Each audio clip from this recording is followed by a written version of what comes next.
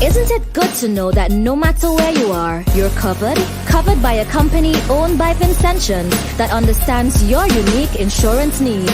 At Metrocint General Insurance Company, we've invested 50 years of service to guarantee that you have the peace of mind that you deserve. When it comes Heavenly Father, you have brought us thus far. You've preserved us as individuals, as organization, and as a nation. You've seen us through thick and thin. You've seen us through wars and rumors of wars. We ask that you continue to bless us. But more than that, we ask that you continue to use us so that we can be of benefit to those around us. Help us to understand that as we are together, we would learn, we will teach, and we'll help as we grow. We ask a special blessing on those who are on their way here and those who wanted to be here, but for one reason or the other cannot be here. We ask a blessing on those who are hearing us from wherever they are as the airwaves would permit. And oh God, we pray that when we leave here, we will be better off than when we came. These mercies we ask through your Son, our Savior, Jesus Christ. Amen. We will now have singing of the national anthem. We start with the anthem of St. Vincent and the Grenadines, and there are very many proud Vincentians here, and I will not dare raise it, so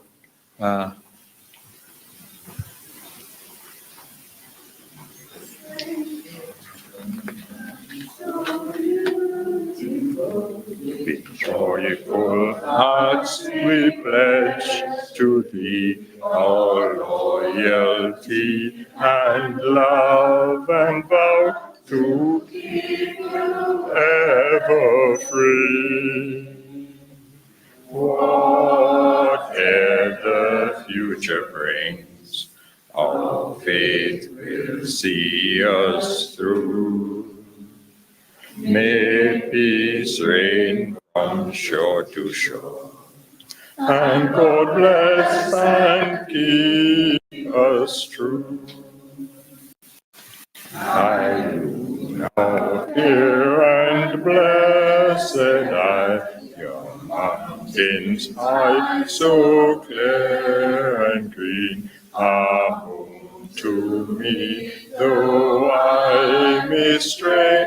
A heaven calm, serene. Whatever the future brings, our faith will see us through.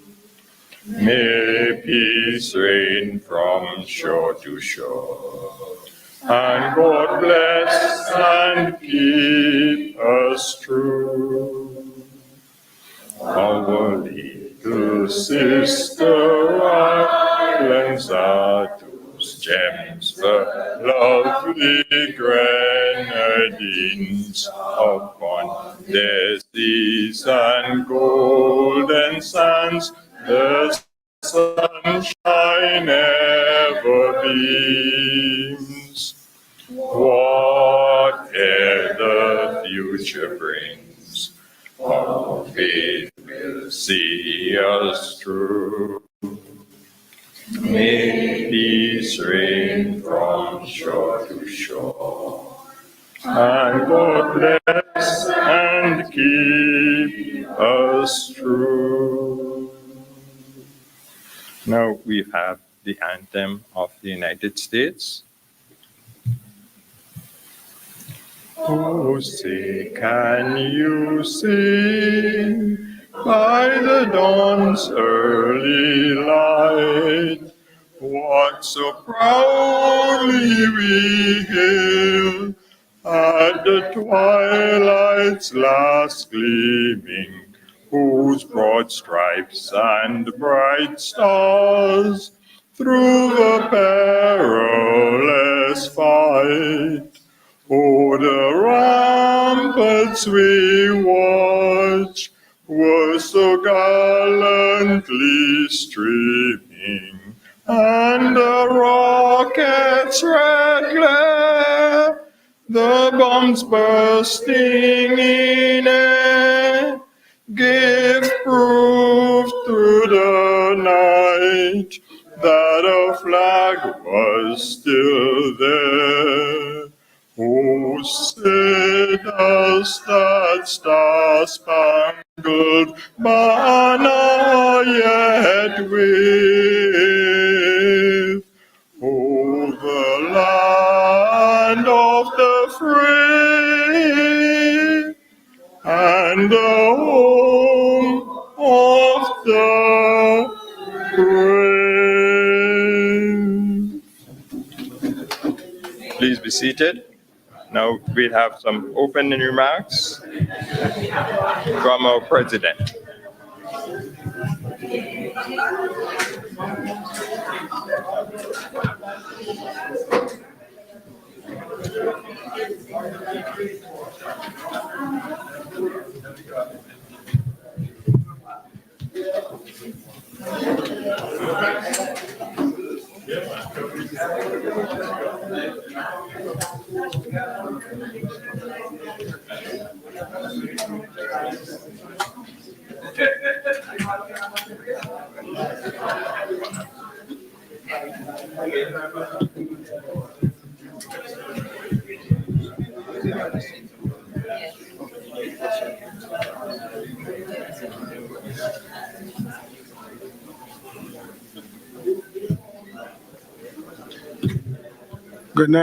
Good night, ladies and gentlemen, young people, those of us who are a little bit more seasoned. I was going to say a warm welcome, but I think it's too humid and all that, so I'm going to say a very cold welcome to our second program for our 40th anniversary. And by the way, my name is Jackson Farrell. I'm the current president of the organization. And just for purposes of information, over the 40 years of the organization, we have only had 4 presidents. And in this room tonight, we have 3 of the 4 presidents. Brother / Dr. Ambrose, who did the prayer. We have Dr. Gerald Thompson back there, your humble servant and the original Dennis Bernard, who was our first president. So you have a little bit of, if you want to call it, leadership tonight. I mean, if you want to say royalty, because I want to know if you want to be too associated with British lineage. So again, warm welcome. I'm going to be very brief because we're running late. This is part of what we do as an organization every year.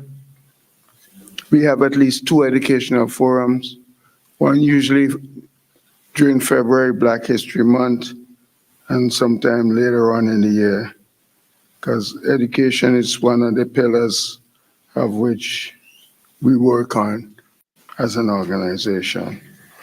Unfortunately, due to COVID, the last 2 or 3 years, we've had them via Zoom, and in particular, the last one, thanks to our liaison officer, Brother Carver Bennett, we got connected with Canada and with a Canadian radio station.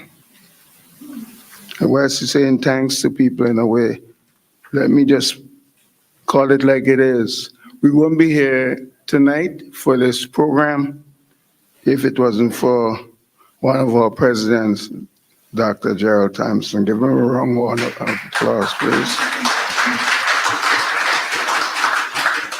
So I know I'm not supposed to give vote of thanks. I'm just to welcome you and introduce our moderator. I just wanted to say, as we say, give Jackie jacket and Billy coat, something like that.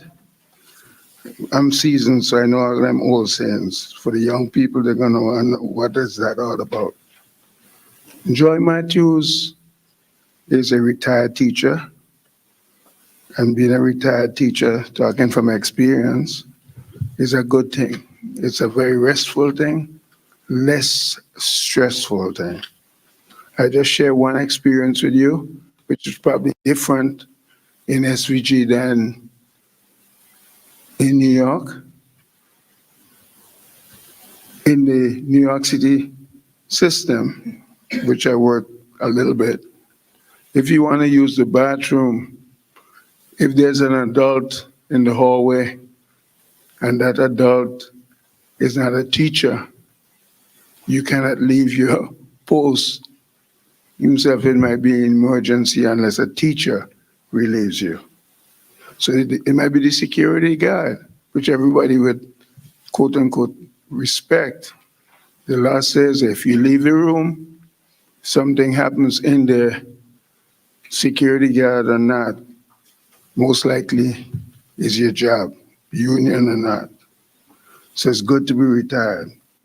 So fortunately for us tonight, we have Joy Matthews, who is president of the Retired Association, working on that, reviving it. Also, one of the things that she did in passing through the system was leaving probably as the principal of the Bel Air Government School. She was also past president of the St. Vincent Union of Teachers. And she didn't tell me this, she said it and then she kind of withdrew it because I figured there are other persons with that same attachment to them, that she's a mom, a mother, but I understand she has a very famous son. That's what people say. As we say back in the day, what nigga say. So the person who's going to handle you much more skillfully than I have done for the rest of the night is Sister Joy Matthews. Put your hands together for Sister Joy Matthews. Thank you.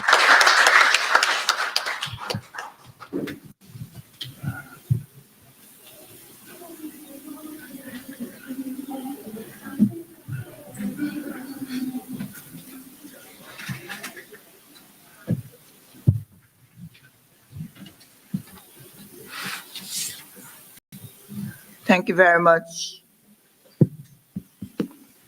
In the teaching profession, we address each other as brother or sister. So thank you very much, Brother Jackson.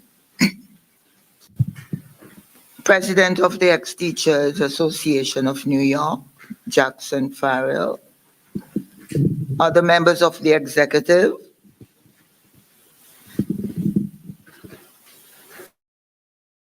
Thompson, former president of the association, our esteemed panelists, teachers past and present, friends of teachers, ladies and gentlemen, the media, good evening. I'm wondering why you won't answer me.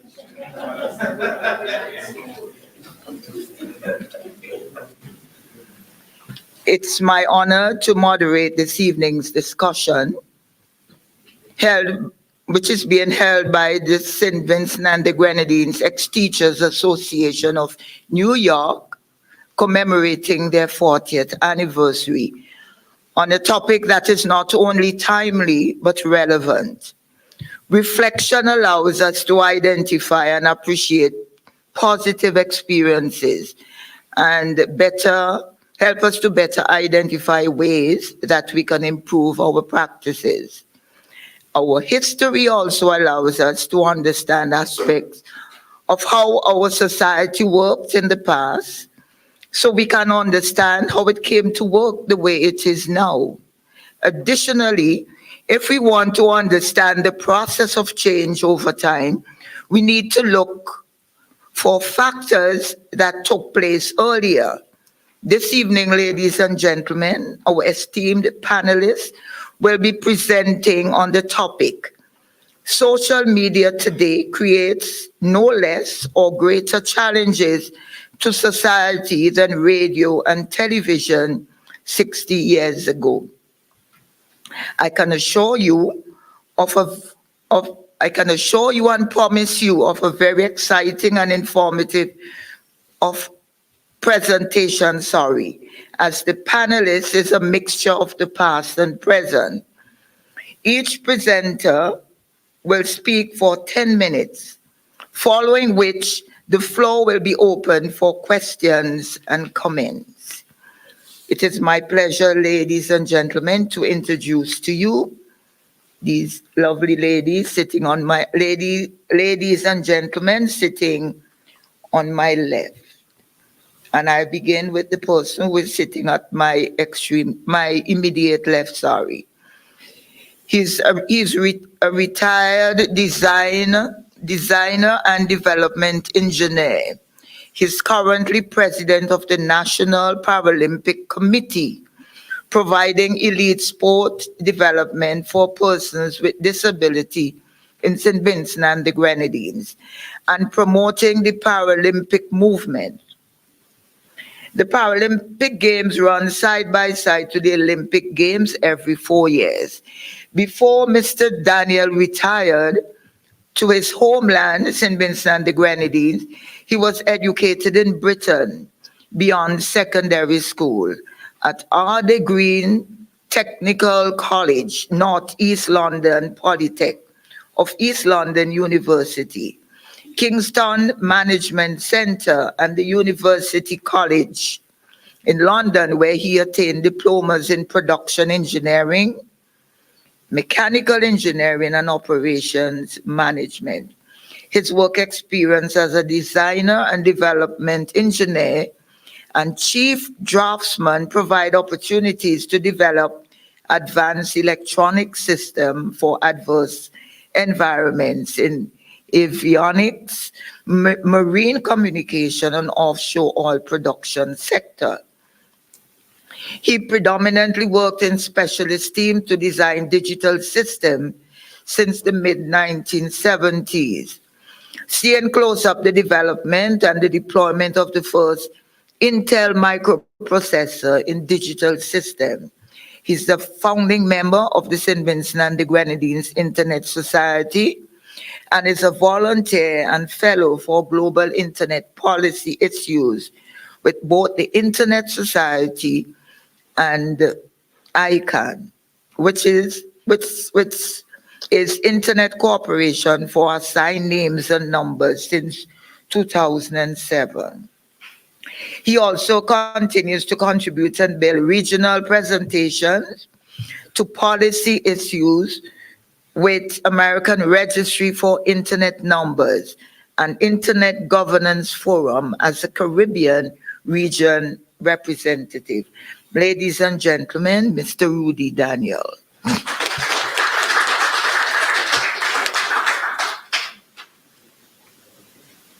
Sandwiched between the two gentlemen, we have Crystal Oliver. She's an MC, a radio personality,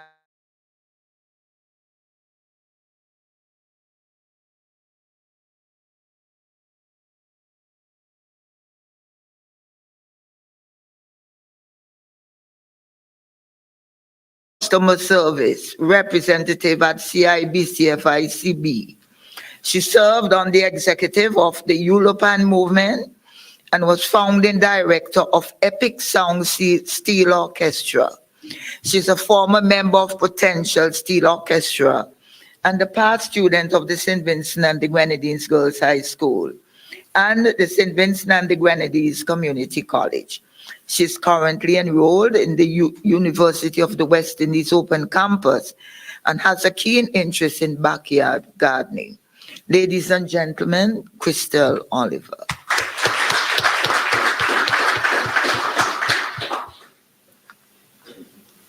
Adrian St. Aubin Fraser is no stranger to us. He's a citizen of St. Vincent and the Grenadines, and he was born in Barley. According to his education, we'll start, he has a PhD in history, and that was from the University of Ontario, London, Ontario, Canada. He has a certificate in social development, and that was from Cody Institute, Nova Scotia. an MPhil in history at the University of the West Indies, Cave Hill, Barbados, and a Bachelor of Arts honors in history from the University of Western Ontario, London. Um, he received several scholarships and awards, among them being the Ivy Cornish Fellowship from the University of Western Ontario, the University of the West Indies Postgraduate Award, and he was also on the Dean's Honor List at the University of Western Ontario. He held several positions, and as we know, he's retired now. At the time of his retirement, he was the resident tutor of the University of the West Indies Open Campus. He was also coordinator of the Caribbean People's Development Agency, CARIPEDA, coordinator of the Glebe Development Project, which is, those of you who are aware, Glebe is from Glebe Hill in Barley, a project that is in Barley, sponsored by the Caribbean Conference of Churches. A graduate master teacher of history and general paper at the St. Vincent Grammar School, a graduate master of St. Vincent Girls High School, and a non-graduate master of the Boys Grammar School. He would have done several publications, among them being From Villain to National Hero, Chatoyer and the Early Struggle for the Independence of St. Vincent, You Remain, Hobo Jungle Press, St. Vincent and the Grenadines. He also was instrumental in the revised edition of the Primary Social Studies for the Caribbean, St. Vincent and the Grenadines. The 1935 riots in St. Vincent, from riots to adult suffrage, among many.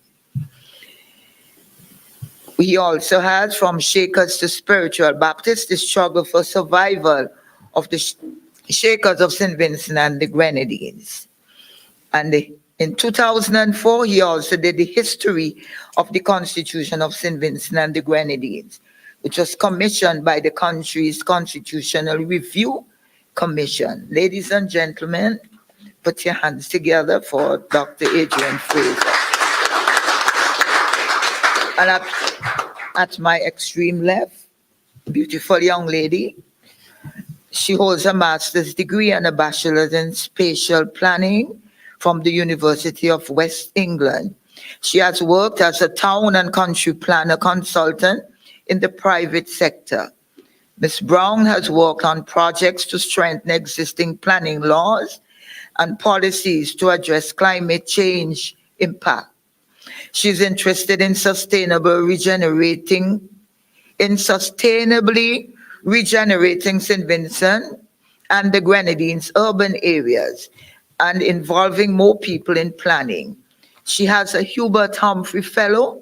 She was a Hubert Humphrey Fellow, in the special program in urban and regional studies at MIT in 2021, where she deepened her knowledge about sustainable urban regeneration, housing, climate change, and disaster and public participation. Aside from her professional planning achievements, Ms. Brown previously served as a communications consultant for the Vinci Premier League VPL cricket tournament. Ms. Brown co-hosted the WFM Activated Mornings program in 2021. Her programs on Activated Mornings were aimed at educating public discussion on critical issues facing St. Vincent and the Grenadines.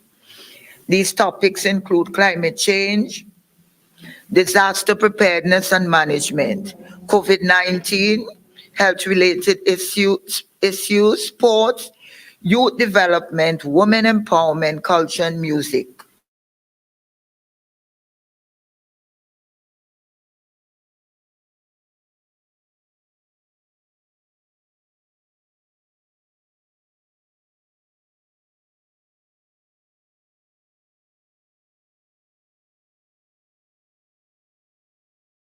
Ms. Brown is passionate about serving her country and remains a member of the Rotary St. Vincent South Club and other community and service group. Ladies and gentlemen, put your hands together for Ms. Brown. At this time, I'm going to hand over the program to the panelists where they're going to make their presentation. As I had indicated, they will speak for 10 minutes and we will go according to how they are seated, if that's okay. I am open if you want to do otherwise. That's right. Once we started, that's right. Once we started. Excuse me? That's the easiest way. Okay. I don't want to be moving here and then jump back. We'll go in order. All right, thank you very much. So put your hands together for our first presenter, Mr. Daniel.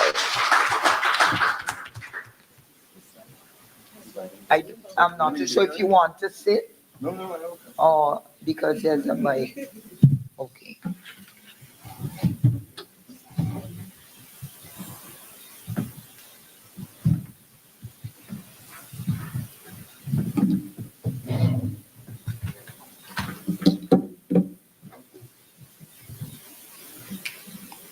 Trying to get my social media going here.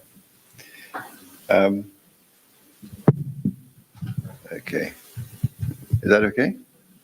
Thank you. Well, I should say welcome. I'm glad to be here, brothers and sisters, as indicated, for the Teachers Association. In a sense, I would think that social media began on May the 24th, 1844. It began with a series of dots and dashes. I've lost my social media.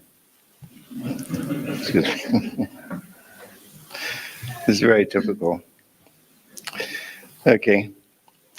So yes, it began with a series of dots and dashes tapped out by the hand on a telegraph machine.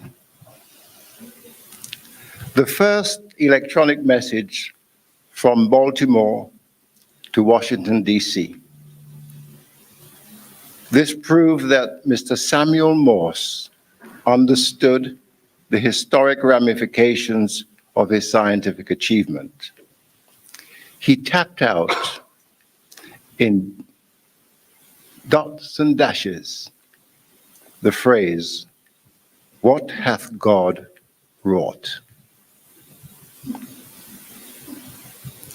While it is an interesting historical perspective, the comparison between Mr. Samuel Morse's telegraph message and modern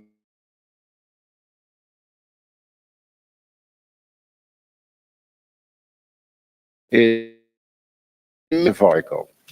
Social media platforms for communication, for sharing information, whereas Morse code at that time was a method of long-distance communication via telegraph wires. The idea of what hath God wrought demonstrates Morse's recognition of the significance of his invention, but really it doesn't equate to social media. Social media refers to online platforms, websites that enable users to create, share, and interact with the content, as well as connect with others through digital networks. These platforms include websites, apps like the ones you know, Facebook, Twitter, Instagram, and the others. And there are many, many more. They facilitate the exchange of information, ideas, and media content among users. We know, I think we've recognized that social media has had both positive and negative effects on societies, especially in developing countries like ours.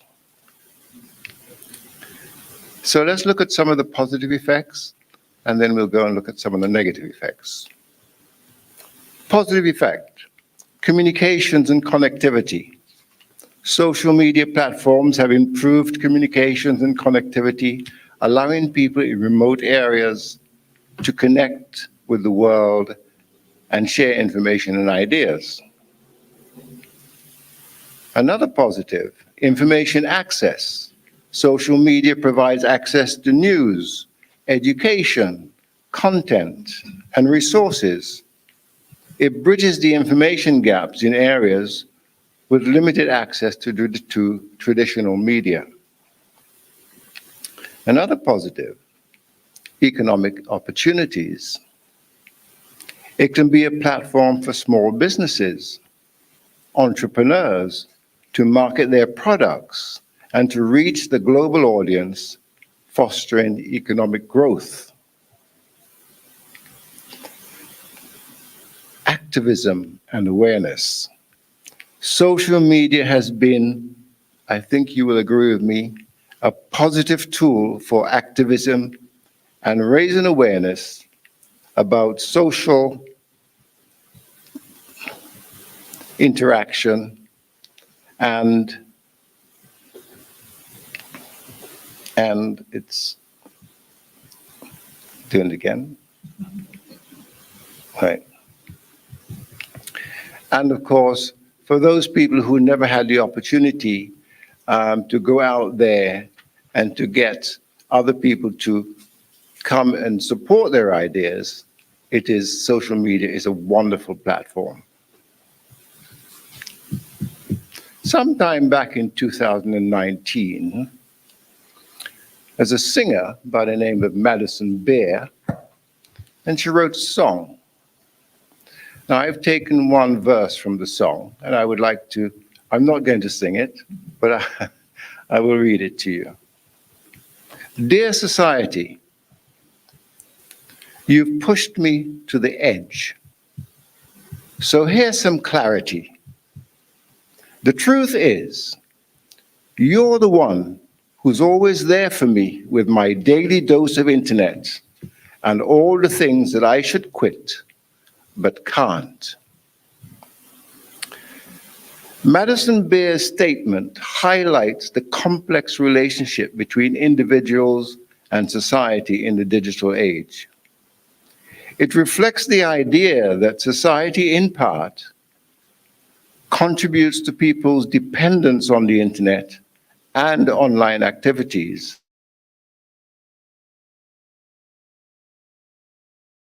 Can be both a source of addiction. It underscores the role of societal norms and pressures in shaping our behaviors and choices in the modern world, especially regarding technology and online engagement.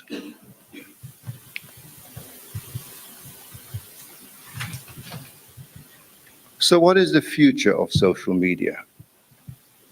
Well, it is likely to involve continued advancement in augmented reality, virtual reality, and artificial intelligence-driven content which is personalized to you.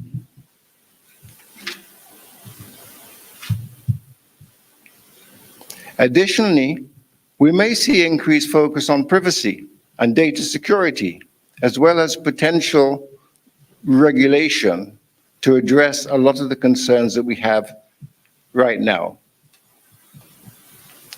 The evolution of social media will depend on technological innovations and associated societal demands as we move forward. But be warned, the increasingly high amounts of computing power that we need to drive these technological masterpieces the greater will be the negative effects on the global environment. They take enormous amounts of power. We can only see a single computer in our homes. Maybe we have two, maybe we have three, right? But when you go to if you've ever gone to a data center, the complexity and the sheer size of these things, right? They use huge amounts of electricity, right? Which at the end of the day impacts on the environment. So I will end as I began, with Samuel Morse's first transmission, but this time I will put it in modern vernacular. See what God has done? Thank you.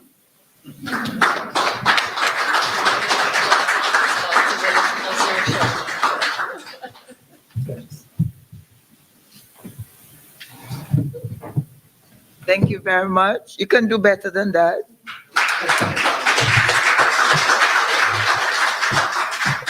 Okay, we'll now have Sister Crystal making her presentation.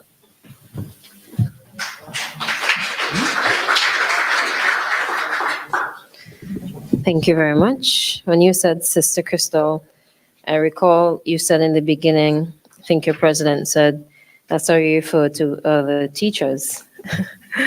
It takes me back to, I've been adopted. Funnily, you should say that. A lot of people who don't know me, when they see me, they ask me if I'm a teacher. Maybe I have the stance or I don't know what it is. But allow me to adopt the protocol that's been established. Good night, everyone. The topic tonight, let me reiterate, social media today creates no less or greater challenge to society than radio and television 60 years ago. Being young, the biggest challenge was, how do I compare 60 years ago to now, when I'm just a little over half that age? But I can go back as far as the 1990s, and from research, that's when social media began to take off. I don't know if you remember this ad. I'm gonna try to sing it, the Lasco ad. Lasco, you just can't play, kids, no drink. Lasco, Panava, no? That used to be on television all the time, as well as this supermodel for Guinness coming out of the water. Do you remember that advert? No? Okay, no. Yes? Somebody remembers it. And I remember Bold and the Beautiful from television. Don't ask me why. And I also remember this jingle on radio. Be careful, we are on our way to school. Right. Still plays. I said all of that to say that mass media has an impact. And these are things that I grew up on that I still remember to this day. So imagine the impact that social media and mass media has on the youth today and all of the consumers in the future. Let me continue by defining mass media. According to Wikipedia, trusty Wikipedia, mass media includes a diverse arrays of media that reach a large audience via mass communication. Broadcast media transmit information electronically via media such as films, radio, recorded music, and television. Digital media comprises both internet and mobile mass communication. Now, I do believe that social media today creates a greater challenge to society and radio and television than 60 years ago, although I was not alive. And these are my reasons. The effects of mass media and social media, they're positive and negative, of course. And thanks to the previous speaker who highlighted the positives, I'll dive right into some of the negatives.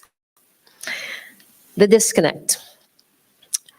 When you're on your phone, you don't pay attention to anything or anybody else. And I could tell you from experience, and I'm not gonna lie, sometimes I zone out while I'm on my mobile devices. Even when you're traveling in buses, it's evident everybody is seated next to one another, nobody's communicating. Always on the phone, just for the entire ride.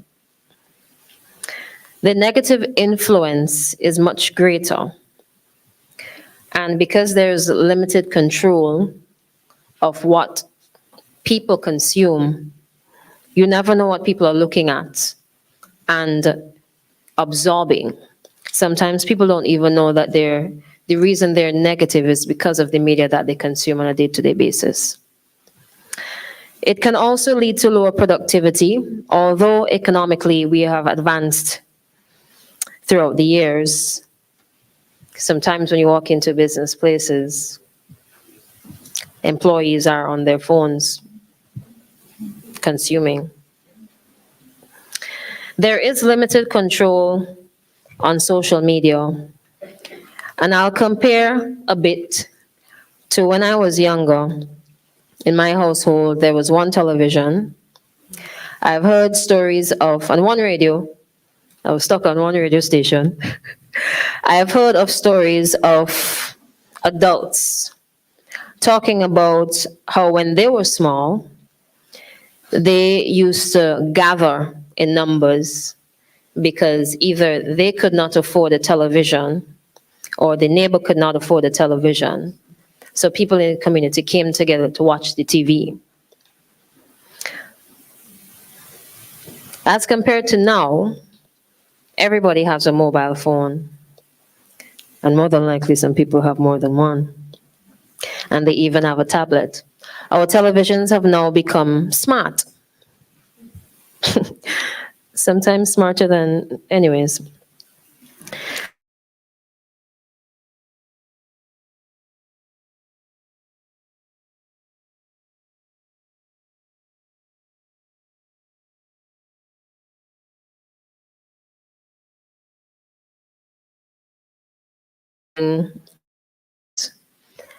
So the radio stations would control what is played, when it is played, how it is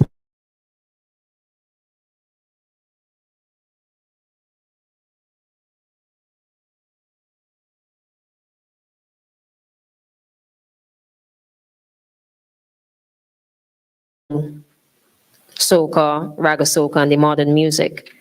Because a few years ago, that was all they listened to, and they appreciated culture. Now, with social media, there's very little control. Any and anybody can start a podcast, can start a YouTube channel, can start just going live and share information, oftentimes misinformation, for the purpose of entertainment, likes and shares. And it's unfortunate that some of these people become popular based off of either negative content or misinformed content. One more comparison between television in terms of the control is profanity and the subliminal messages. I know from looking at some of the movies from the past, you would have a bit of subliminal messages, a little sexual innuendos here and there. But if you look at the content that is shared that everybody has access to, it is right in your face. They're not hiding it anymore. Population has increased, which lends itself to increased influence and increased consumption. Furthermore, increased content. Family structure has also changed. We're busier. I will admit at times, I will give my almost 3-year-old son the tablet just to keep him calm a little bit when I need to do something. And he has now gotten to the point where he is able to fiddle around and put on what he wants. And there are times when I would look over and I would see a video that I don't want him watching. But what about the parent that does not know how to set up parental control on a device? What about the parent who just does not care about what their child is consuming on the mobile device? Influence of the media is greater today because of the advent of social media. Influence of people through the media. and the influence of people because of the media. Not sure if you understand what I'm saying. Influence of people who we would generally, or in the past, like musicians, politicians, they would have their own influence. They would use the media to influence people. But now we have social media influencers to add to that grouping, who would either positively or negatively influence society. We have new careers on stream, which is a positive. We have social media influencers, content creators, social media marketing. The little standards and barriers to entry, I think, creates a great problem for social media and society by extension. Like I said before, anybody can start to share content, and there's either little to nobody to regulate that information. There are, I don't want to say subliminal messages anymore because it is right in your face. They're not subliminal anymore. Social media is also very addictive. Sometimes you'd sit on your mobile phone, I will admit, and just scroll and take up time. Sometimes an hour would pass and you don't know where the time went, and you're on TikTok just consuming. Because also of AI, and while artificial intelligence has a lot of benefits to it, the way that social media is set up, it's set up in a way to keep you on these devices. The algorithms, and I can speak for TikTok, I think Instagram does it too. Once you're on TikTok, it analyzes how much time you spend on a particular video, what that video is about, how long the video is, and then it just shows you, it gives you exactly what you want so that you stay on that app forever and ever and ever, amen. Sometimes you lose sleep just on TikTok. There are positives because TikTok has allowed people to have careers. TikTok has allowed music to trend. TikTok has given a lot of people opportunities, Cabby Lane among others, to thrive in industries prior to TikTok. And other social media platforms, they may not have had the opportunity to.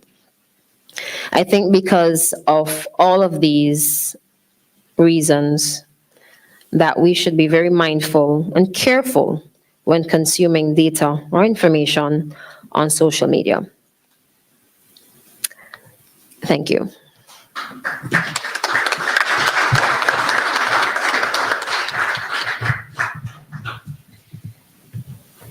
Thank you very much, Crystal.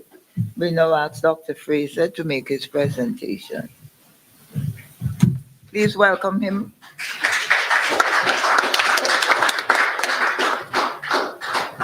Good evening, and I want to thank you for inviting me to this session. I was very intrigued with the topic. Social media today creates no less nor greater challenge than radio and television 60 years ago.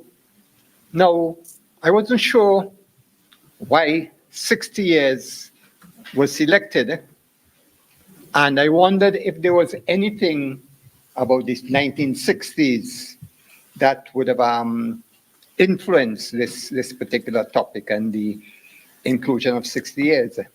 I even said that perhaps the topic was deliberately provocative to elicit responses from those in the audience that would have predated the era of social media, which perhaps started at the beginning of the 21st century.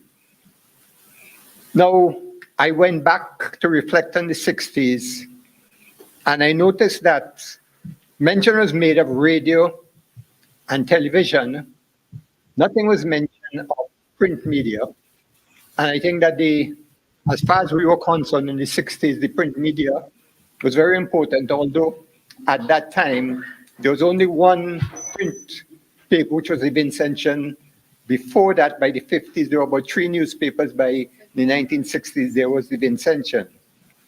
So, and in dealing with the social media, perhaps the greatest impact, negative impact on traditional media is the print media.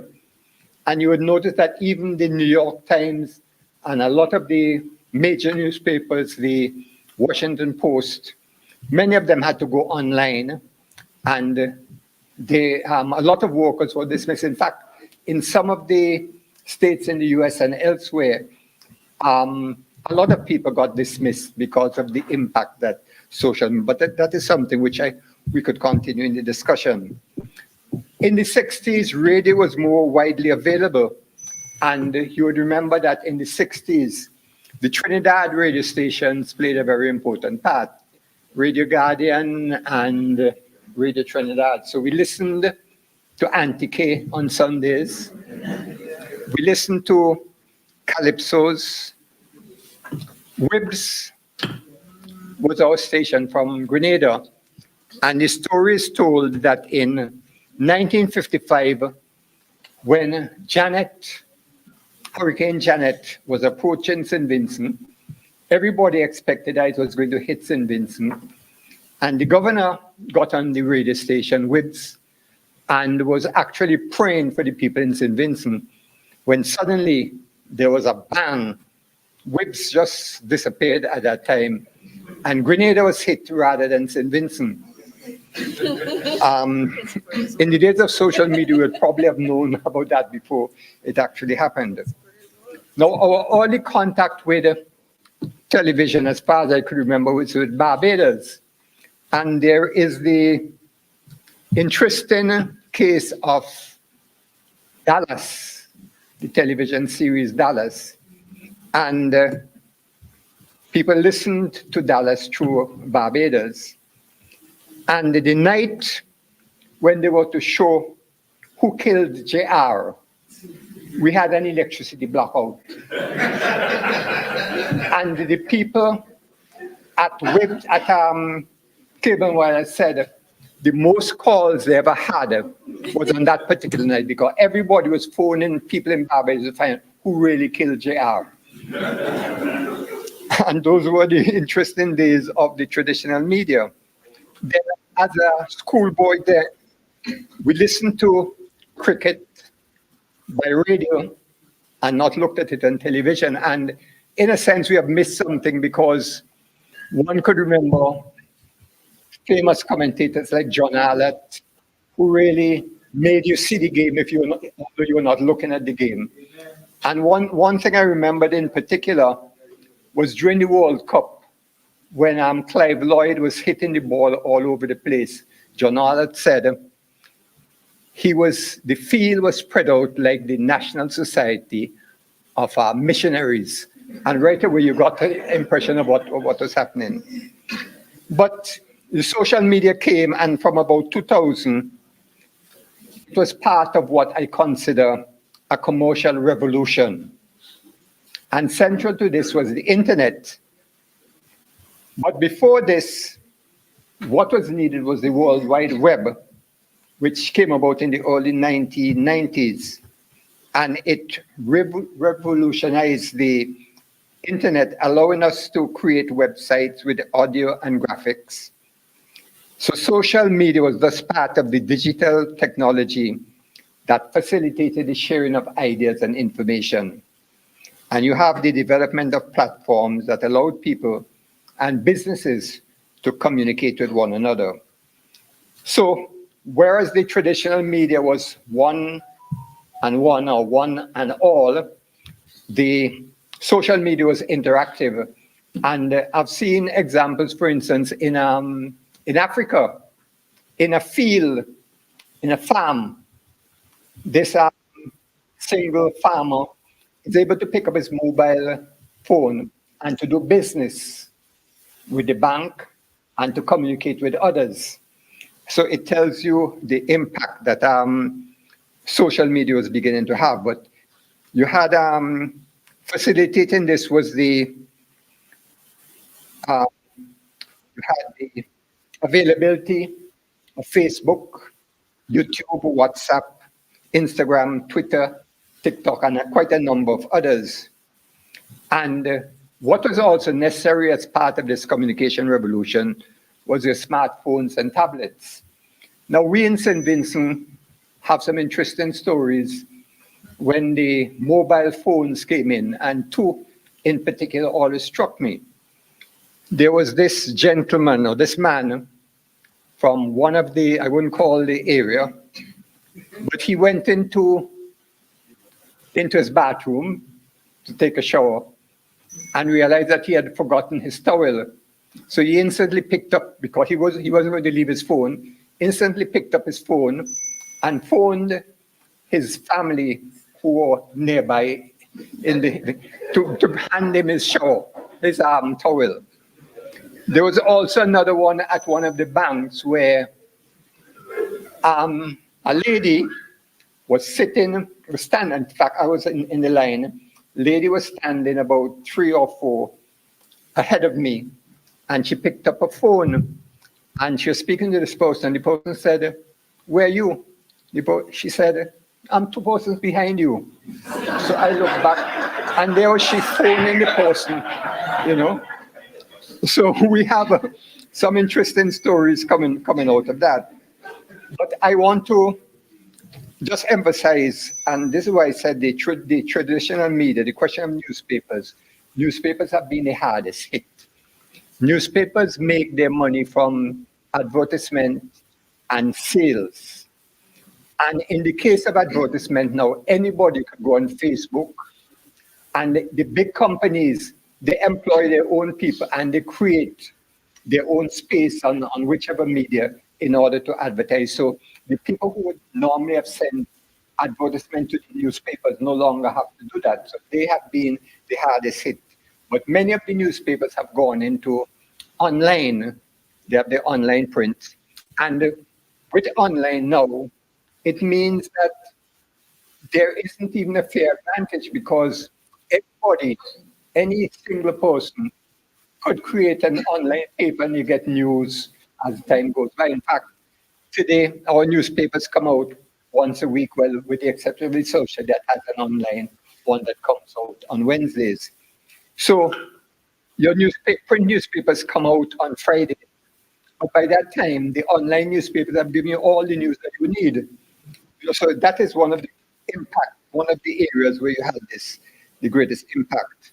And of course, radio, what is interesting about radio today is that somebody goes somewhere about and there's an accident or murder. Instead of attending to that, you simply take your camera, take a picture, and you send it to the newspaper. You do a video and you send it to the radio. And the radio goes into Facebook and they're showing that.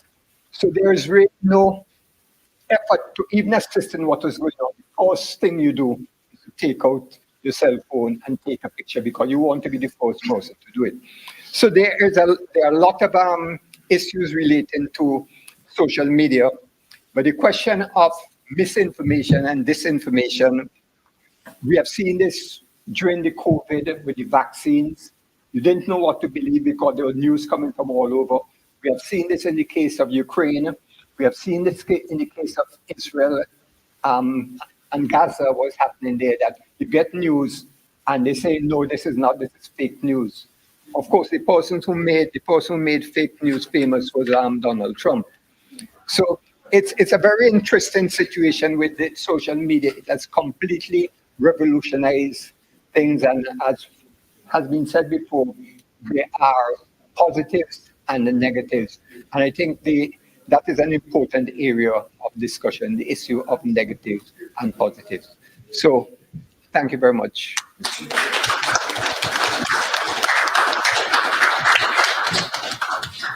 Thank you very much, Dr. Fraser.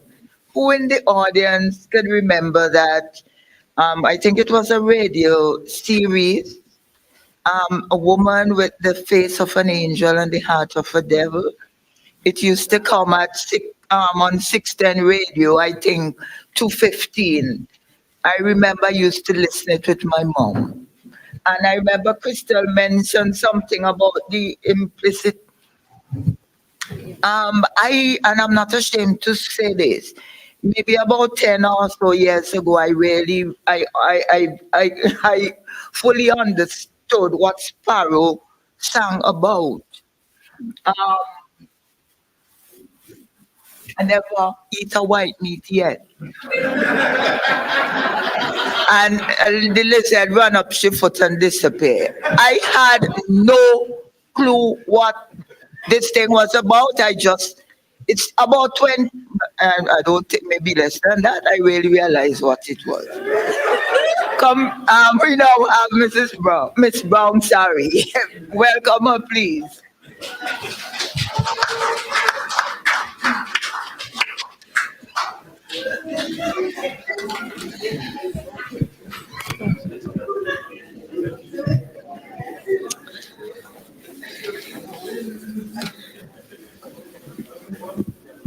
Good night, everyone. Um, I'm going to adopt the protocol that has already been established. I don't know, I think everyone has said everything that I needed to say, so we could probably wrap this up and go home. I joke. So similar to Crystal, my name is Banava Brown, for those who don't know me. My name is Banava Brown. I am a young senator and minister, young by age and also young in the job. I realized today that today is my 99th day in the job. So tomorrow is a bit of a transition. Thank you. So similar to Crystal, the whole idea of what radio and even call it mass media was like 60 years ago was a bit of a challenge for me because of my age. So I had to ask the elders, also known as my dad. And in the discussion, we highlighted a few things. I made some notes based on what he would have said. So radio was started in St. Vincent and the Grenadines in the 1950s. It was started in a private residence. Then at that time, I would like to say that it happened in the 1950s, but this is a time when we were still under colonial rule, but we were transitioning or on the road to independence. Then there was a transition to a regional radio station, which I understood which was based beneath a staircase. But we can all acknowledge and appreciate the humble beginnings of radio and where it went to. So the majority of Vincentians depended on a regional radio station, which gave limited religious, social, and cultural content. And radio was also something that was more or less for the affluent because of the price to actually afford radio technology back in the time. From what I was told, that the AM transmission that radio operated on, it meant that radio even operated for just a few hours, and there was also a geographical limitation to the amount of people who had access to radio stations or radio broadcasting in St. Vincent and the Grenadines. The geographical limitation therefore reduce the accessibility of it and even the impact in some instances. This is a point that I think we need to recognize tonight and remember. Then we look towards, then there was also BBC, which presented news, global updates, but once again, limited in the scope that we see it through or that we heard it through. Television, there were many attempts at television. Some of them I was told by Mr. Alves and Clifford Davy. But SVG TV became the land. But that once again had a limited range as it was not available throughout all of the country. And it had a limited sports and cultural activities that occurred on it. The liberalization of radio in St. Vincent happened in the late 90s, around 1998, when more radio stations were offered license to operate. There you saw the revolution of radio. We saw disc jockeys coming out. We saw more talk show programs. We saw an expansion of the content that was available. Then we also saw the targeting of particular audience groups. So we know the Hot 97 is for the younger generation.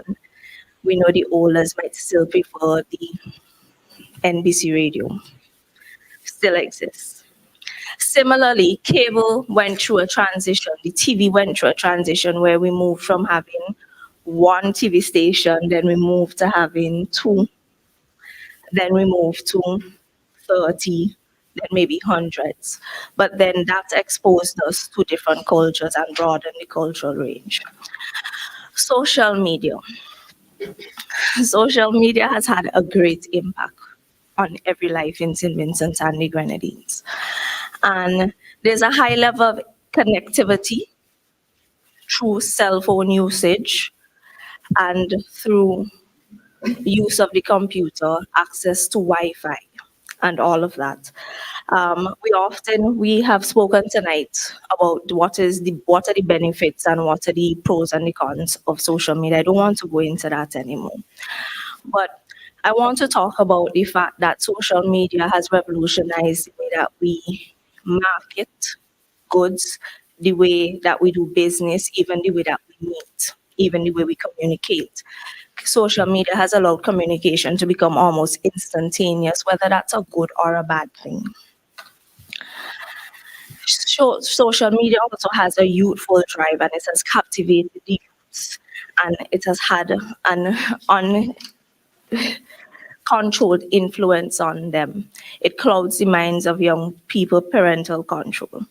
But what I want to touch on tonight is this unholy matrimony that seems to be happening now between social media and what was the traditional media. When I went to WFM in 2019 to work as a co-host for 2 days a week, I remember at that time, WFM, they were broadcasting on Facebook, but the way that they were broadcasting on Facebook was that only the persons in studio, and it was COVID time, so we weren't allowed to have guests, but you were only seeing the person in studio and you were seeing them from a camera in the ceiling. You couldn't see facial expressions. There was that lack of connectivity. I remember speaking to the owner of the radio station and I said, we need to do something about this. We need to jig this up. And I kid you not, within maybe a month or two, I know there are some people in the room, Augustine in the back, he can testify for the fact that we were able to become more of a television show on social media. Right? So that happened, just changing a few things, tweaking technology. It was simply a website we had to connect to. But when I speak of the unholy matrimony that happens, what we're having right now, or in my estimation, what we're having right now, we're having a way where social media creates the news and it can also distribute the news. I say this because sometimes the things that make the news is actually what you see online, or even the radio programs, your morning radio program. The topic of discussion is usually comes from social media. And we go back on social media and then it becomes discussed again because it was on the radio. So there's this cycle of it that happens. Yes, so there have been the abandonment of traditional media, newspapers, etc. But the newspapers also utilize social media as well to their vantage point, as pointed out by Dr. Fraser. I am thinking of sports broadcasting and the fact that social media has moved sports broadcasting from even what it was in the 1960s of people listening on a transistor radio to the fact now that we were then outside singer trying to catch the last runs or the last balls of a cricket match. But now we're doing that on our cell phones, sitting in our car, probably driving to work. But I'm just saying, it has definitely made it more available to us.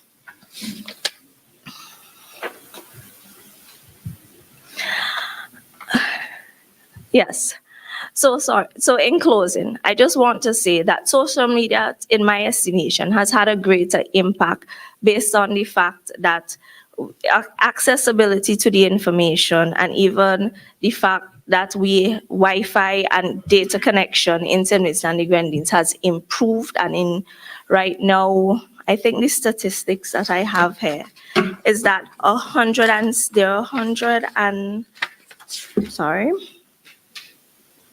are 106,000 cellular connections in St. Vincent and the Grenadines. Our population is estimated to be about 110. It is estimated that 74,000 people use social media. This is in January. This equates to 71% of our population using social media. But what is also interesting about these statistics, it shows that social media in itself, although it has revolutionized our lives and media in itself, social media is somehow struggling to keep up, or at least certain fragments of social media. In St. Vincent and the Grenadines, there's been a reduction in Facebook accounts. So people are seeking other social media avenues. Similar drop-offs have been witnessed in Twitter. So as social media continues to grow and expand, it's going to be amazing to see what's going to be the next evolution and the challenges that this might present for St. Vincent and the Grenadines. I would also like to point out as well that regulations is essential in managing the way how we interact with social media and to prevent the weaponization of social media. I think that's it. Thank you.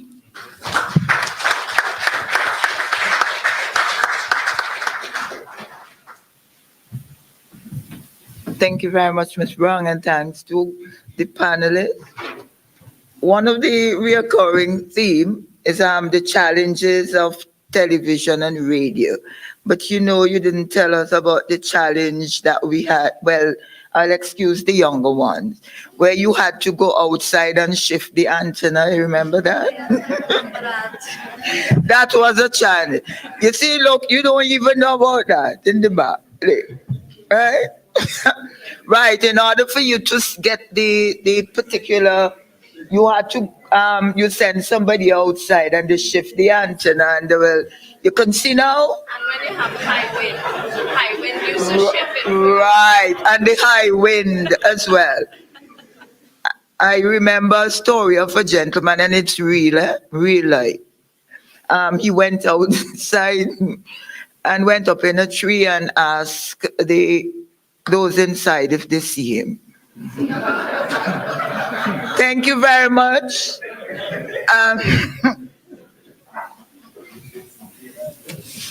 Thank you so much.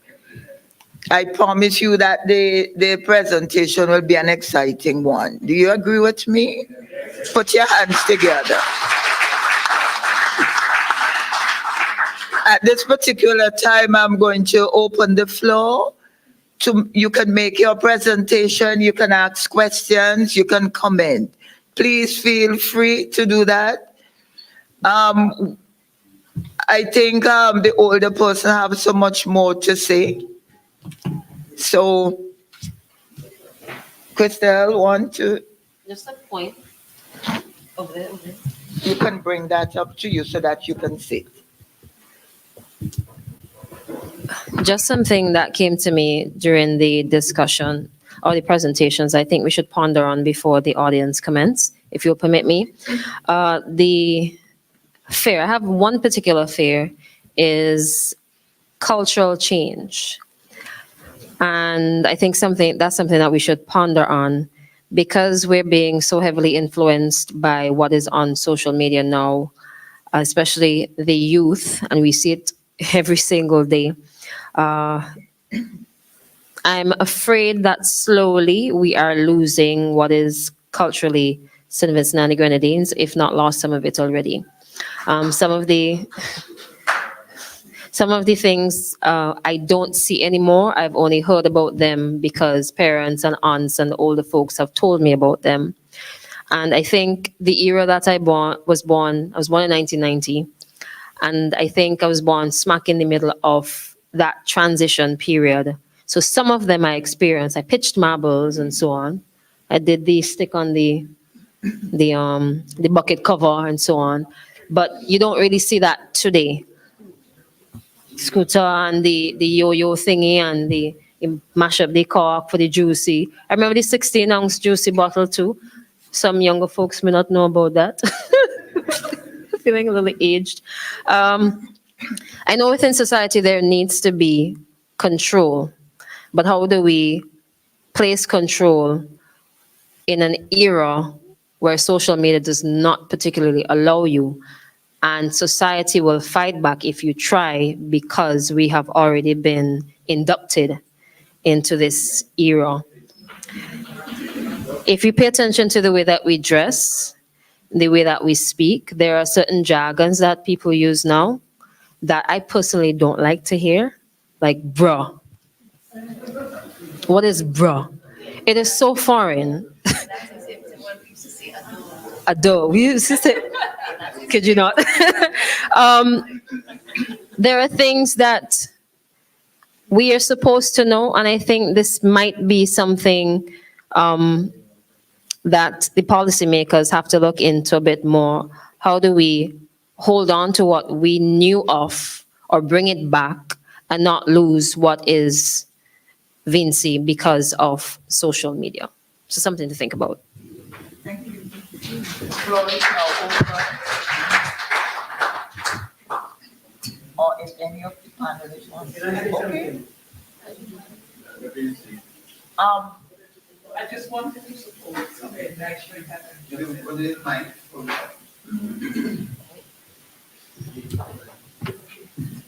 can probably give your name for persons who are not familiar with you. I'm Anselma Morgan Rose.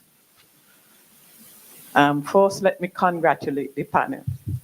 They were very good. I mean, you know, sometimes I go to these meetings and they're so boring.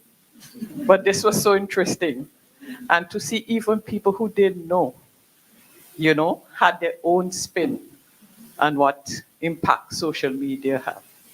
But I wanted to support Crystal.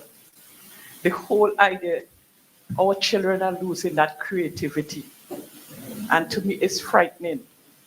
Nobody wants to draw with a pencil anymore. Nobody wants to create anything. And I could say so from experience. I see it with my grandchildren. Everything, if you ask them a question, they're not even going to the dictionary. They don't want to read the books. First thing, they Google it. And what Google say is gospel. And to me, these are some of the disadvantages that we face. Well, another thing, myself as a grandmother, I'm seriously challenged. Because, I mean, my granddaughter said, but Granny, you never been to school? Because I give her my phone, I have some problems with it. She take it in 2 minutes, okay, and hand it back. She's not even showing me how to do it. Because in some instance, they really want you to see how to do it so that you will be able to track what they are into on social media. And these are some of the challenges that we really face. And I think this session is a pity that more people didn't come out to sessions like these, and that we couldn't really have a lot more young people in audience to be part of the audience, so that you could interact more with them and learn a lot more from them. Because tell you the truth, sometimes my grandchildren say I'm a dunce. When it comes to the technology, I think I am. But given what is happening now, we really, as older persons, have to get on board, whether we like it or not. Thank you. The gentleman in the back. Thank you. It's wonderful to listen to this presentation. Can you hear me? Yeah. And my name is Lancelot Chapman. I am a Calypsonian by the name of Da Vinci. I am the the director for music rights in St. Vincent and the Grenadines, and social media should really play a huge part in the fortunes of musicians and artists and creators. And it does, to some extent, it also has a lot of drawbacks because most of it is done arbitrarily and pro bono. So the commercial aspect gets a bit muddy in the water. But the one thing I want to point out about this whole social media thing is the money. They're heading for a digital currency. And that's going to present a problem if they manage to get away with it, because you can no longer have money. And any money you spend, they will know what you spend it, how you spend it. And you have to be very careful that being a small island community. They impose a thing on us, and they say, even look at the gender thing. It's all social media is doing it. It's making everybody aware of things that aren't really necessary for happiness. So we have to be very careful. I don't want to go into negative because I think all of us can see it, but I'm really concerned about the digital currency thing. That's very dangerous. It's going to cause you a lot of problems if you get away with it. All right, thank you.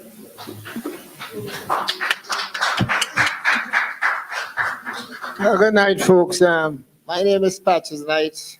I was invited here by my good friend, Earl Carver Bennett. And this has been very enlightening for me because I normally might not have come here, but I just want to say this. There's a new doctor in town. Social media has impacted this planet tremendously. If you get a back pain, Google the cure. That's all I want to say.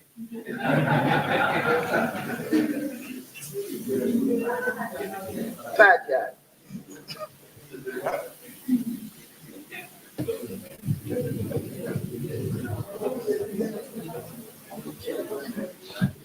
Yeah, I'm Sister Pajak. You know, I am always different than most people. Of course, one can understand the benefits that social media brings, but I am predicting that social media will be responsible for the destruction of the earth. What I want us to look at in terms of the whole idea of communication information, there are more disinformation, misinformation, and lies on social media, and we have to consume it. What we are going to do about that? That is the first thing I would like the panel to deal with. Secondly, somebody raised the issue of, in terms of our values and our culture. To me, it seems as if we want to create a world where there's just everybody do what they want. Or on the other hand, we have one set of values that is not beneficial to mankind.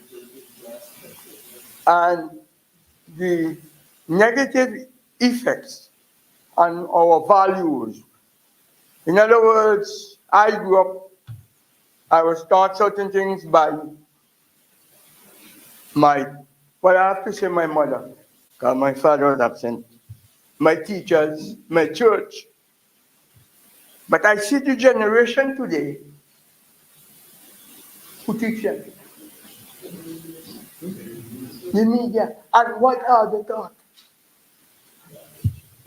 So when we complain about crime and all the problems within this society, to what extent is social media responsible? You see, we have to, there are benefits, but we have to be very careful. And I think I would like to get some guidance from you in the panel as to how can the society, how can the government, how can the school, the home, set up what kind of mechanism, how can they help to ensure that our young people are not, well, taken too far off track. And finally, this one, I heard this talking some time ago about food security. Food security when younger people don't want to eat our food. I'm telling you this from my own experience. Young people nowadays, their tastes have been changed. They no longer know what it is in terms of the benefits of our food and so on. So I would like to hear the panel views and comments on some of these issues. Thank you. Thank you for that. Dr. Fraser would like to say something. Brenda, Dr. Fraser, just allow Dr. Fraser. I'm not going to answer that question because I think it's a very difficult question to answer. I mean, every day there is something new. And this thing it will go on for quite a long time. There are certain things which we probably would be able to deal with. But what I wanted to bring before the audience, which I consider very important, is the decrease in privacy. They are collecting so much information about us that they have more information about us than we have about ourselves. You Google something, and immediately after, some company or somebody presents you with something, and that's where they got the information from. And that is something we have to be very careful about because there's no privacy anymore. And the other aspect of that is the whole question of there's more online connection than personal connection. So you see 3 people going somewhere, and they may be waiting on a meal, and they all sit down, and each of them phoning somebody else. They're not speaking to each other. Even in homes, you have this situation where children and so on, they sit down and they're dealing with the phones rather than with each other. So the whole question of family unity and the whole question of self-isolation, so, but the decrease in privacy is something which many of us do not consider. But we need to consider it because they have a lot of information about us. Anytime we Google or pick up any of these things, information, and they could sell that, well, they do. They sell that information to others, to companies and to others. So it's something which we have to pay particular. Not that we are in a position to solve it, but we have at least to be aware of it. That's what I want to say. I'd like to respond a bit to the last gentleman's comment. I think he was asking a question about, now I can't remember the question, I just remember the answer. One of your, let me just give the answer. We have to be careful that we're not using social media as an excuse for not parenting our children. I'm a new parent, yes. I don't know. I can't tell you what it was like to parent a child back then. I could only tell you that I was a little troublesome every now and then. I don't know what it was like with mass media then as compared to parenting with the new mass media now. But some of the social ills that we are experiencing, it's because our parents have, quote unquote, let go our children to be socialized and raised by the guys on the block, the women who are doing this, that, and terror, and today to be raised by random people all over the entire world on social media. I think our parents need to be a bit more responsible because the same tablet or phone can give you the same information as to how you can keep yourself safe and your child or children safe, and your home and your family safe. Parents need to empower themselves and to be not, they may not be able to be ahead because children are very swift learners, but self-empowerment, responsibility, and don't let any aspect of society raise your child and then cry in the end because of.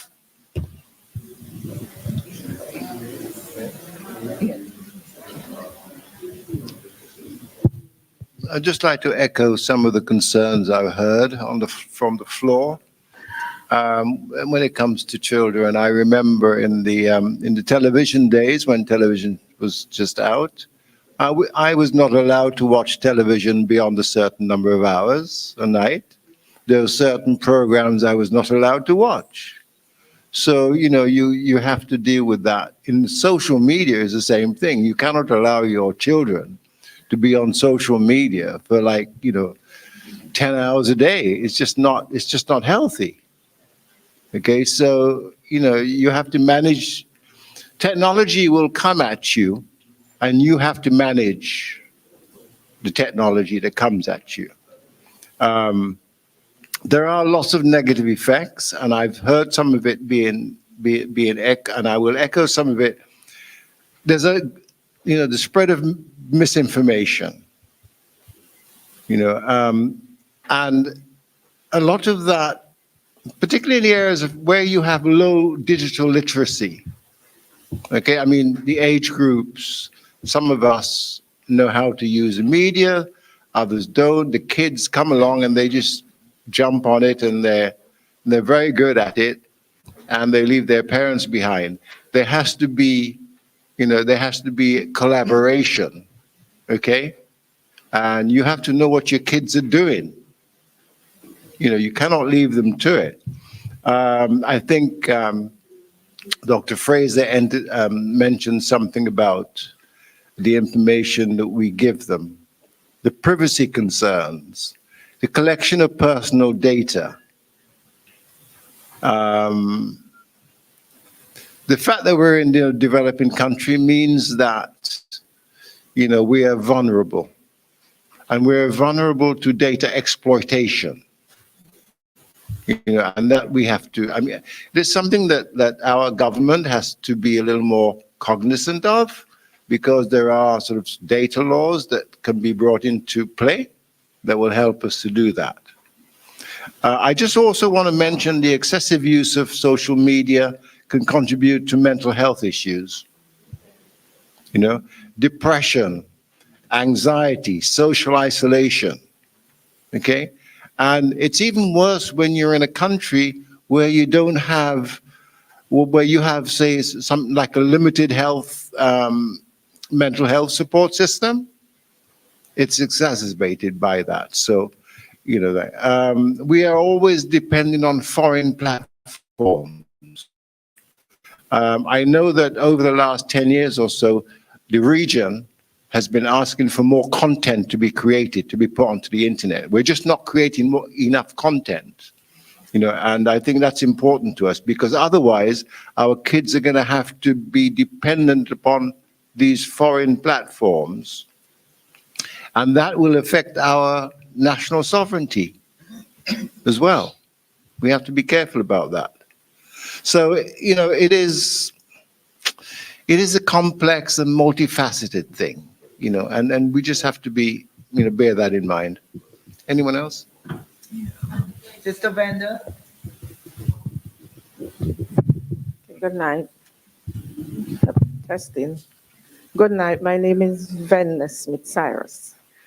What pains my heart when it comes to social media is the kind of, like, a little something happens between two friends, even family members, politicians, teachers, lawyers, doctors. Sometimes I know since even recently they had the pageant, there were curse out among the contestants. That is what pained my heart, the way that people use social media to disrespect each other, to pull down each other's character, and find the worst thing to say. There's nowhere, again, where people can settle their differences in an amicable way, in a different way, but they use the social media to attack every and anyone. It doesn't matter if a basic thing someone says, and then they put it on social media and everybody else comes on with either. Most time they don't even put a positive something to it. They just add something, adding more fuel to the fire instead of calm it down. And that is something I don't really like about social media, especially Facebook. It really hurts family, friends. It makes people feel. Sometimes I read things on Facebook and it really hurts me. Hurt me because I put the post sometimes they're talking about. And sometimes the things they're saying are not really true, but they just find a way to just smear people's character. That's what I don't like about social media, especially Facebook. I wanted to go there. I wanted to, yes, sorry, give some response. So I've been listening to the discussions, and one theme that I think we have coming out here is the responsible use of social media, and the fact that individually we each have a responsibility to use it wisely, but then even as a nation, because as my sister has talked about the fact that if you're seeing them saying something about somebody that you know is not true, you can also report it and encourage people to report it and have the post removed as well. But then we can also look at the regulations of social media. Here in St. Vincent and the Grenadines, we have the Cybercrime Act of 2016. Within this Cybercrime Act, it seeks to address the whole things, the whole issues with social media and cybercrime related to identity theft, computer forgery, fraud, child pornography, violation of privacy, sexual harassment by electronic communication, cyberbullying, even libel. Sometimes it's important for us to become aware that these laws exist and what they actually say about what's happening on social media. And the next comment I want to make, Crystal would have mentioned, and somebody else mentioned about the loss of culture to social media. Once again, I want to highlight about the point about being responsible. It's social media has the way to put the Vinci culture out there on a global market. It has also the way to even teach us individually more about the Vinci culture than we might even know. For instance, it can teach us about our Garifuna heritage once it's used once it's used in a responsible fashion. And it can also help in the months of independence that more of our content creators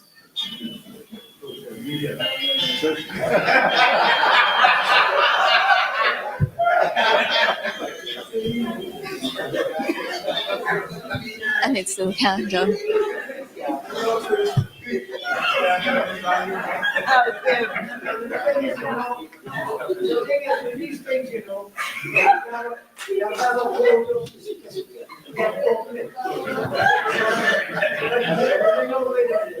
One thing I've picked up all the time, is that it's not the social media is the problem, it's us ourselves. Yes.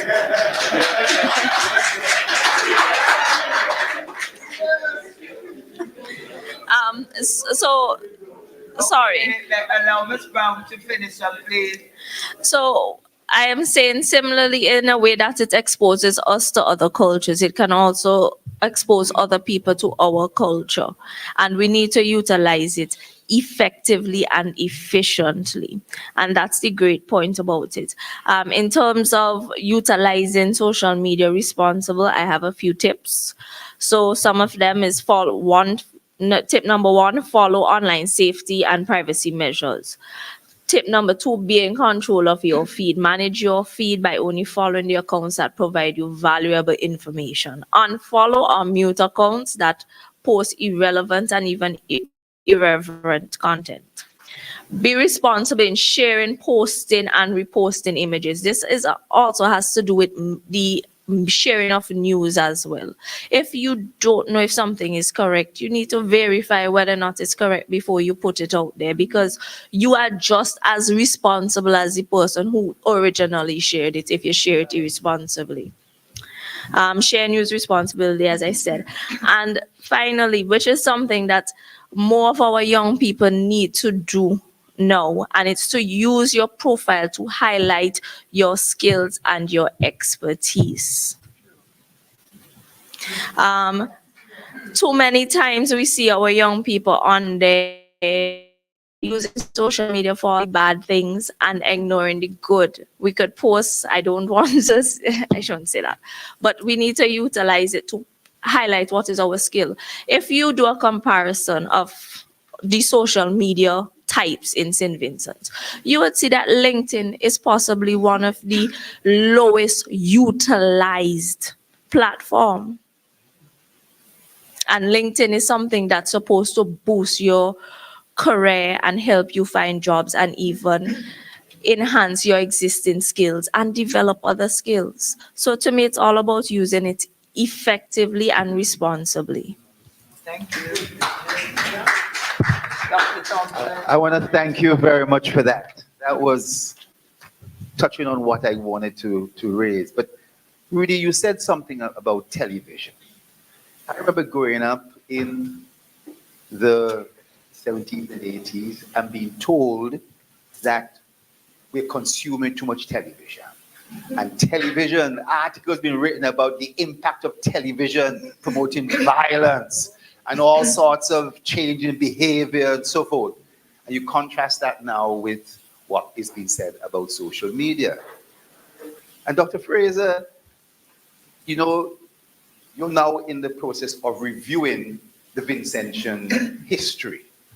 And it's been said that a lot has been written in relation to history that is false and incorrect.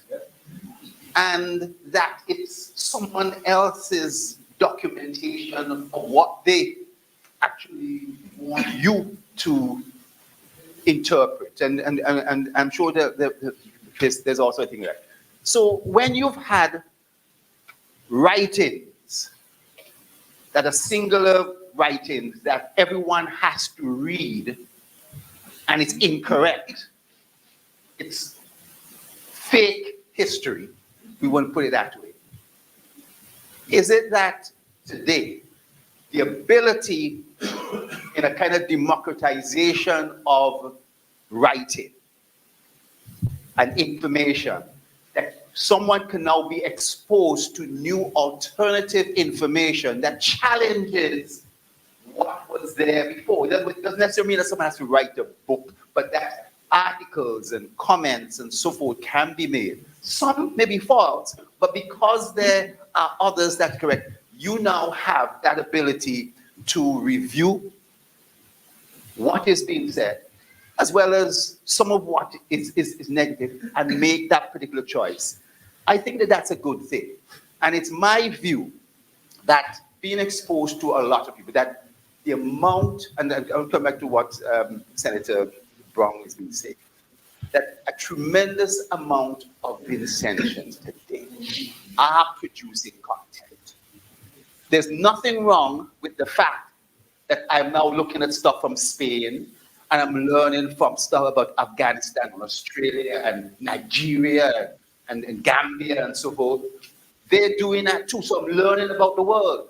But I'm impressed by the fact that a lot of young Vincentians, old Vincentians too, are producing content, and that we now have that available that was not available before in books or in other forms of media, television, whatever it can be. Social media is providing a lot more of that, and I'm hoping that a lot more of that will come.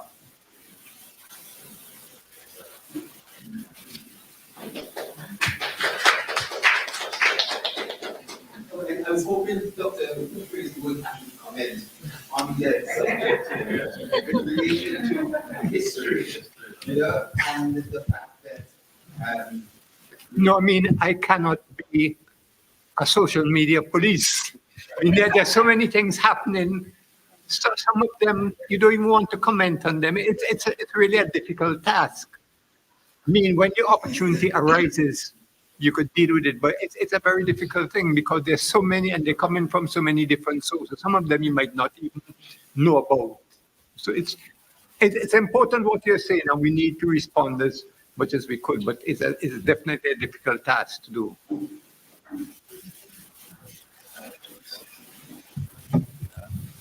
Just a minute.